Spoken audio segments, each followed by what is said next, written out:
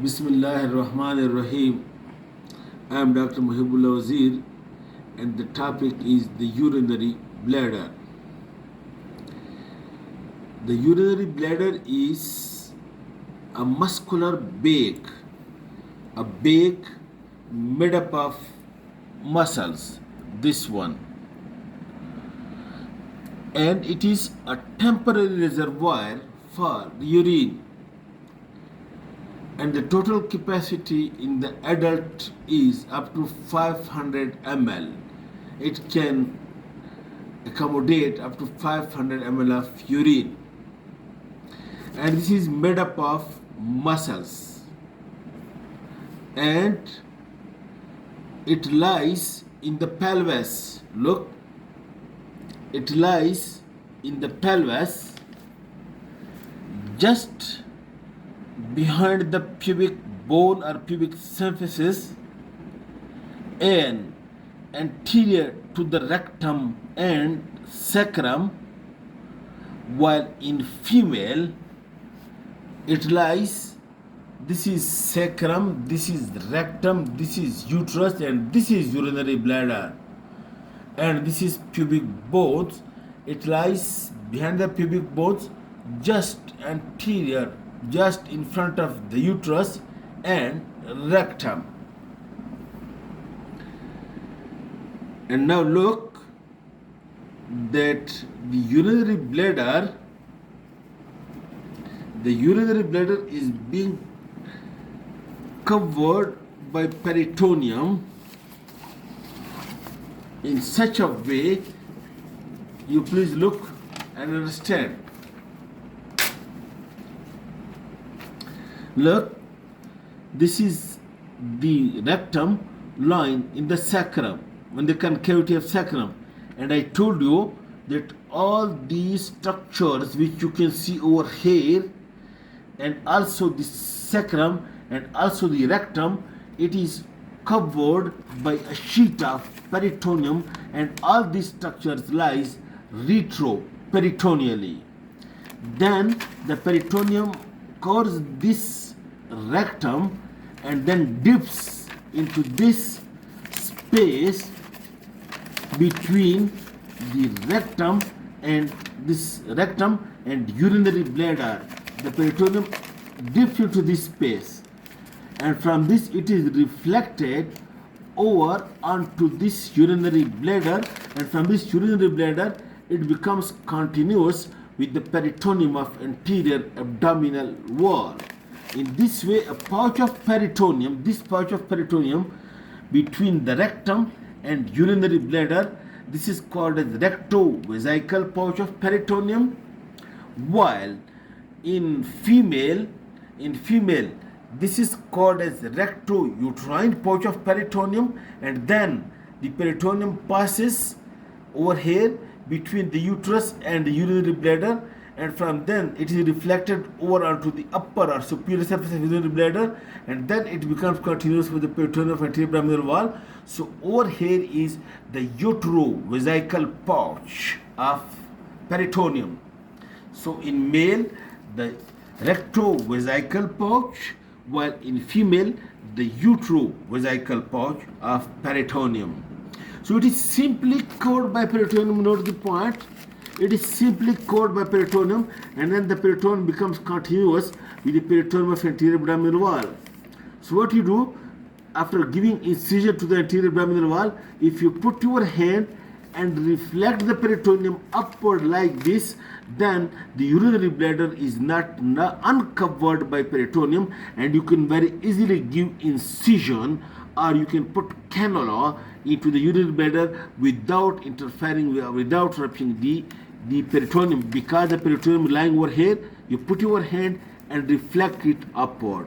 And in the same way, when the urinary bladder gets distended with urine, it comes out like this, peeling off the peritoneum from itself, because it comes anteriorly. And this way, in distended bladder with urine, you can put the needle very easily over here suprapubically without piercing through the peritoneum. I hope this part is clear to you. Okay, now anatomically, the urinary bladder is a three-sided pyramid. Look, having the apex, and then this base or posterior surface. This base, look, this is the apex, and this base or posterior surface, which is related to the vagina in case of female and to the rectum in case of male.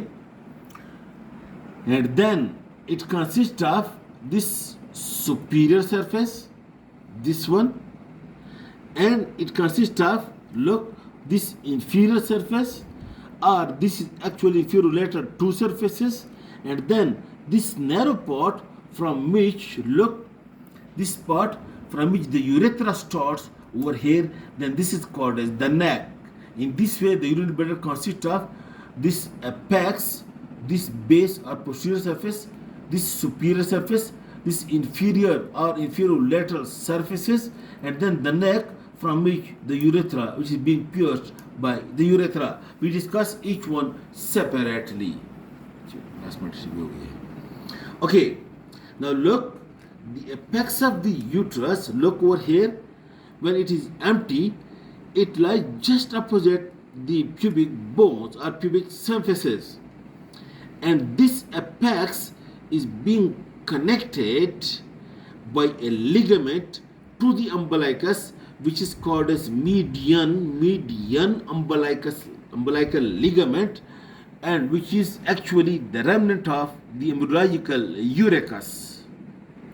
The median umbilical ligament, which while this median umbilical ligament, it lies over the peritoneum, it produces the median umbilical fold. If you remember, if you look at the peritoneum, over here is the median umbilical fold. It is because of this median umbilical ligament, which is attached to the apex of the urinary bladder, and it is the remain of the embryological urachus.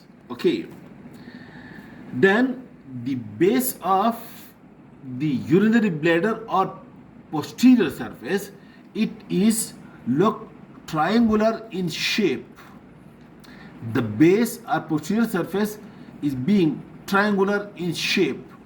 The lower angle or inferior angle of this posterior surface, it is being narrowed as the neck, and it is the part which is being pierced, this part which is being pierced by this urethra. While the upper two angles of the triangle, these upper two angles, this angle, this is being pierced by the ureter. Look, in this way the posterior surface at the upper angle receives the two ureter, and at the inferior angle it receives the urethra. And also note the point that lying on the superior as well as then the posterior surface is lying, you can see this was difference, and the two seminal vesicle lying one on each side of the ureter, and the two vesicae lies, the two vast differences lies over here on the posterior surface, separating the two seminal vesicle from one another and passing into the prostatic part of the urethra. This is the inferior surface, this is the posterior surface or base of the urinary bladder. While I told you, when the peritoneum passes over here into this, only this upper part of the posterior surface is being called by peritoneum. The peritoneum do not pass so deeply, so this posterior surface, the lower part of posterior surface is not called by peritoneum, only this upper part is being covered by peritoneum. Okay. Okay.